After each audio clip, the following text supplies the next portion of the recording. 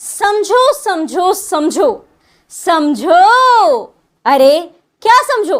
CBSE class 10th mathematics के chapter number 13 statistics की exercise 13.1 के क्वेश्चन नंबर 3 को समझो। Hello everyone, my name is Shivika and I am studying in class 10th। आज के इस वीडियो में हम एक्सरसाइज 13.1 के क्वेश्चन नंबर 3 को सॉल्व करेंगे, जो कि है अपने नए सिलेबस के हिसाब से।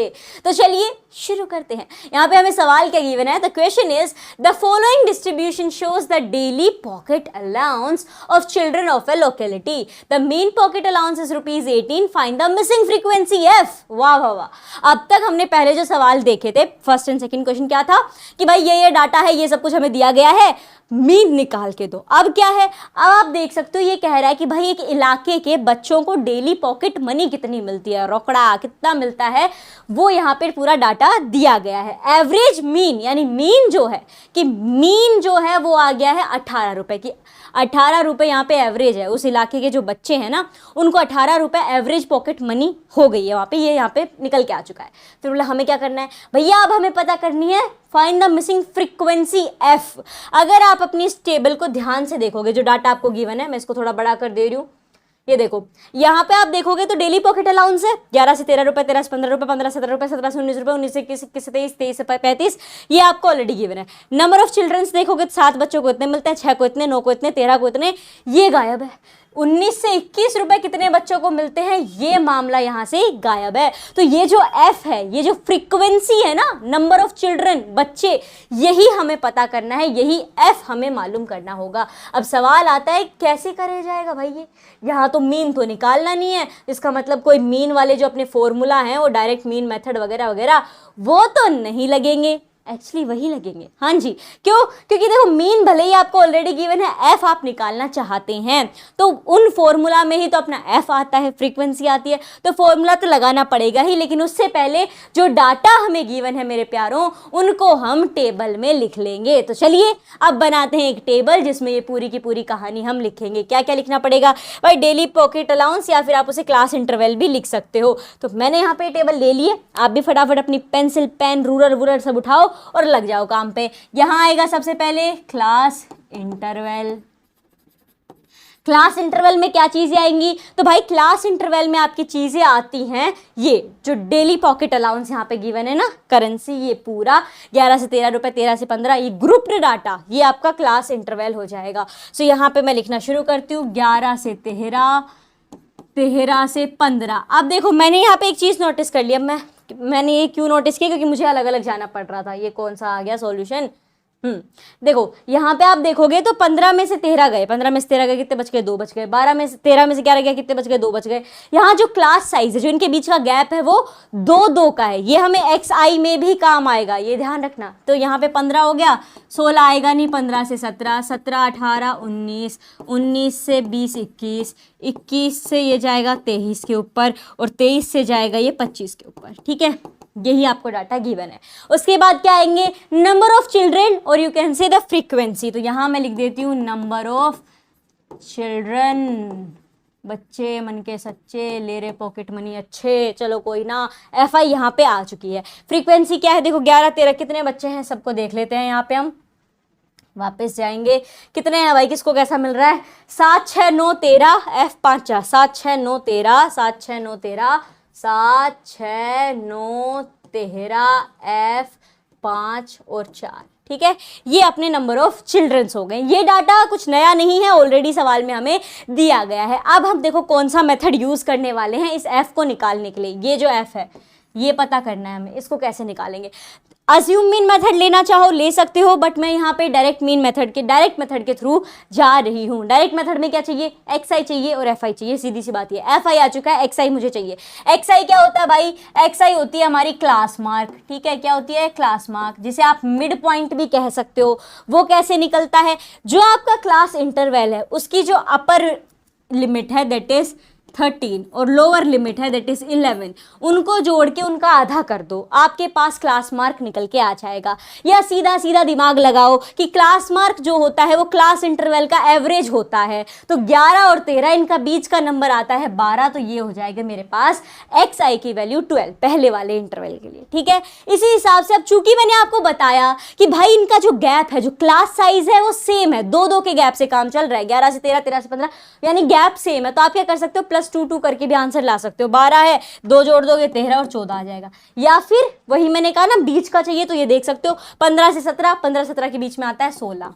ठीक है, मतलब बार बार इस फॉर्मूला से जोड़ के आधा काटने की जरूरत नहीं है, ये कुछ बेसिक सी चीजें हम अपने दिमाग में भी कर सकते हैं। 17 से 19 बीच में आ जाएगा 18, 19 से 21 बीच में आ जाएगा 20, 21 से 23 बीच में आ जाएगा 22, 23 से 25 बीच में आ जाएगा 24। क्या इतना काम क्लियर है? क्लास मार्क समझ में आ रहा है क्या होता है? क्लास मार्क क्लास इंटरवल का मिड पॉइंट ही होता है। ठीक है, क्लास मार्क को मिड पॉइंट भी कहते हैं, जिसे हम एक्सरसाइज से वो करते हैं, तो इनके मिड पॉइंट यहाँ पे सब लिख दिए गए हैं।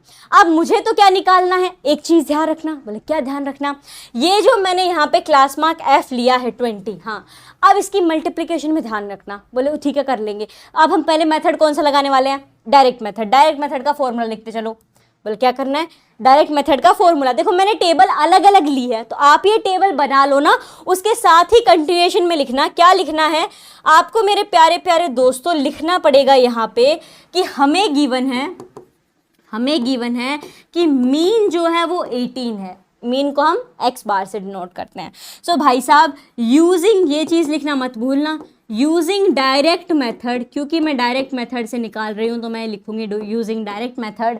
क्या कर रहे हैं हम? यूजिंग डायरेक्ट मेथड अगर हम देखें तो फॉर्मूला है अपना x bar equals to summation of fi xi, यानी सिग्मा fi। ठीक है, सिग्मा के बारे में हम डिटेल में एक्सप्लेनेशन वीडियो में जान चुके हैं, तो यहाँ पे उसके बारे में ज़्यादा डिस्कशन नहीं करेंगे। It simply mean summation, sum of. ठीक है, ये हो गया अपना सिग्मा। अब क्या है, अब हमें इनकी जगह पे वैल्यू डालनी है और आंसर निकाल लेना है। अब क्या चाहिए? बोले fi चाहिए और xi चाहिए, बाकी काम बन जाएगा। राइट, fi क्या है? फ्रीक्वेंसी। समीशन ऑफ fi यानी सिग्मा fi से क्या मतलब है? सम ऑफ ऑल फ्रीक्वेंसीज। तो ये जितनी फ्रीक्वेंसी है ना, ये बचवा लोगों के नंबर, कितने कितने चिल्ड्रंस हैं, इनको जोड़ दो। तो देखो यहाँ पे आप जोड़ते चलोगे तो ये आ जाएगा, कहाँ पे गई मैं, 6 और 4 10 हो गए। ठीक है, 10 एक साइड ले लेती हूँ। फिर कितना है यहाँ पे? 6 4 हो गया, 5 यहाँ पे ले लो और यहाँ पे ले लो 9, दैट इज़ 14 आ जाएगा। ओके, 13 अपने पास स्फेयर चल ही रहा है और 7 भी है, तो मेरे प्यारों इनको जोड़ोगे तो आपके पास आ जाएगा 44। कितना आएगा? 44 आएगा। अब आप कहोगे ये f कहाँ चला गया है जी? f भी तो है, एग्जैक्टली f भी तो है, तो इस f को भी साथ में प्लस f करके लिख दीजिएगा, भूल मत जाना, क्योंकि f की जगह एग्जैक्ट वैल्यू हमारे पास है नहीं, लेकिन वो आएगी तो जरूर, वो तो फ्रीक्वेंसी में होगी, जरूर होगी, तो इसीलिए वो तो निकाल रहे हैं, तो प्लस में f ले लेना, बाकी नंबर्स का सम ये हो जाएगा। ठीक है, ये आ गई फ्रीक्वेंसी की सम। ठीक है, समीशन ऑफ फ्रीक्वेंसी। अब चाहिए हमें fi xi। अब fi xi के ऊपर आ जाएंगे, सो fi और xi। रंग थोड़ा बदल देंगे, चलिए रंग के थोड़ा सा चेंज कर देते हैं। क्या fi xi क्या है? फ्रीक्वेंसी इनटू अपना क्लास मार्क। तो चलो कर दो, 12 7 से कितना होता है मेरे प्यारों? होता है 84। Is it visible? या 12 7 से 84 हो गया, 14 6 जा वापस से 84 हो जाएगा यहाँ पे। उसके बाद क्या चाहिए? 16 9 जा चाहिए, वो हो जाएगा 144। उसके बाद क्या चाहिए? 18 13 जा चाहिए, ये हो जाएगा 234। उसके बाद चाहिए 20f। अब देखो ये 20 के साथ f ही जाएगा, 20f दैट इज। उसके बाद क्या है? 22 5 5 2 जा 10, 5 2 जा 10, 1 कैरी 110, 24 4 जा 96 हो जाएगा। ये मैंने साथ क्या कर दिया? इनको मल्टीप्लाई कर दिया। ठीक है, किसी को लग सकता है कि भाई मल्टीप्लिकेशन बहुत ज़्यादा हुआ है, हम अज्यूम इन मेथड से जाएंगे, जा सकते हो, नो इश्यूज़, आंसर फिर भी सेम ही निकल के आने वाला है। स्टेप डाइविएशन को कहेंगे हमें, वो से जाना है, वो भी चलेगा। देखो कुछ फिक्स नहीं है, अब ऐसा बहुत कम होता है स्टैटिस्टिक्स के सवाल में कि आपको कहा जाए कि यही मेथड यूज़ करो। आप अपनी मर्जी से मेथड यूज़ कर सकते हो, लक्ष्य सिर्फ इतना है कि फाइनल आंसर निकाल के दे दो। मंजिल तक पहुंचना है, फिर चाहे राइट से जाओ, लेफ्ट से जाओ, बीच से जाओ, कहीं से जाओ, बस मंजिल तक पहुंच जाओ। ठीक है, तो हमने यहाँ पे डायरेक्ट मेथड लिया है, ये सब चीज़ें आ गई। हमें और क्या चाहिए? Summation of fi xi। क्या चाहिए? समीशन ऑफ fi xi, यानी इन सबको जोड़ना पड़ेगा। तो चलो जोड़ना शुरू करते हैं। मैं 2 2 के पेयर में जोड़ रही हूँ, 84 और 84, 4 और 4 8, 8 और 8 16, ठीक है, कितना हो गया 168 हो गया। 144 और 234, 4 और 4 8, 4 5 6 7, 378 हो गया। 20f को नहीं लेंगे, इसमें इंक्लूड नहीं करेंगे क्योंकि उसके साथ f एक वेरिएबल है तो यहाँ पे ऐड नहीं होगा। तो ये आएगा मेरा 510 से 96 के बीच में। तो ये मेरे पास टोटल कितना बनेगा 96206 आ जाएगा ना। हाँ ठीक है, अब जब इन तीनों को जोड़ देंगे 8 और 8 16 और 6, ये आ जाएगा मेरे पास प्यारों 752। कितना आया 752 प्लस में आ जाएगा 20f, लिखना मत भूल जाना कि इनमें नहीं जोड़ा तो बेचारे की छुट्टी कर दी, वो भी रहेगा 752 प्लस में 20f। ये हमारा क्या है, ये summation of F I X I है। वैल्यूज आ गई सारी, 752 प्लस में 20f, ये भी आ गया। अब बस उस फॉर्मूला में क्या करना है, सिंपल सा आसान सा, बहुत इजीली आपको वैल्यू पुट करनी है। चलिए शुरू करते हैं। यहाँ पे x आपके पास x बार ऑलरेडी है, मीन है, that is 18। Summation of F I X I कितना आया है 752 प्लस में 20f। समीशन ऑफ एफ आई कितना निकल के आया था, तो समीशन ऑफ एफ आई आया था, कितना आया था 44 प्लस f, राइट। तो ये आ जाएगा 44, कहाँ चला गया बेचारा, 44 प्लस में f लिख देंगे, ठीक है। तो ये आ गया मेरे पास यहाँ पे 44 प्लस f। अब क्या करेंगे, अब मेरे प्यारों क्या करो, ये यहाँ पे डिवाइड में, बोले हाँ जी, इसको इधर भेज दो। तो ये जब इधर आएगा तो ये मल्टीप्लिकेशन में आ जाएगा 18 के साथ। तो ये हो गया 44 प्लस f इक्वल टू में बच जाएगा 752 प्लस में 20 का f। क्या यहाँ तक चीज समझ आ रही है जी? बिल्कुल। अब देखिए क्या करेंगे, अब इसकी मल्टीप्लाई कर देंगे, ठीक है, पूरा इसकी जैसी ही फॉर्म में से ले आएंगे। तो 18 की जमा 44 से मल्टीप्लाई करूंगी तो मेरे पास आएगा 792 प्लस में आ जाएगा f, ओके, इक्वल्स टू में क्या बचेगा मेरे पास, अच्छा प्लस में खाली f थोड़ी आएगा, बोले काहे, अरे भैया ब्रैकेट के पूरे के साथ 18 को कर रहे हो ना, तो 792 प्लस में 18f, ठीक है, 18 के साथ होगी। इधर आपका 752 plus 20f as it is रहने वाला है। अब हम क्या करेंगे पहले तो स्क्रीन को छोटी करेंगे, हैं जी। स्क्रीन को छोटी कर लेने के बाद क्या करना पड़ेगा कि यहाँ पे एक जैसों को एक तरफ ले लेंगे, जो नंबर है उनको एक साइड, जो f के साथ है उनको एक साइड। तो एज यू कैन सी यहाँ पे 792 है, वहाँ पे 752 है, प्लस का इधर आएगा माइनस का हो जाएगा, ये हो जाएगा 752। 20f प्लस का रहेगा, प्लस का 18f था उधर गया तो माइनस का 18f हो जाएगा, तो ये आ गया मेरे पास माइनस 18f।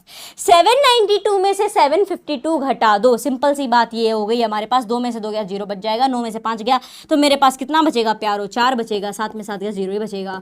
20f में से 18f, 20f में से 18 गया 2f बच जाएगा, ये लो जी।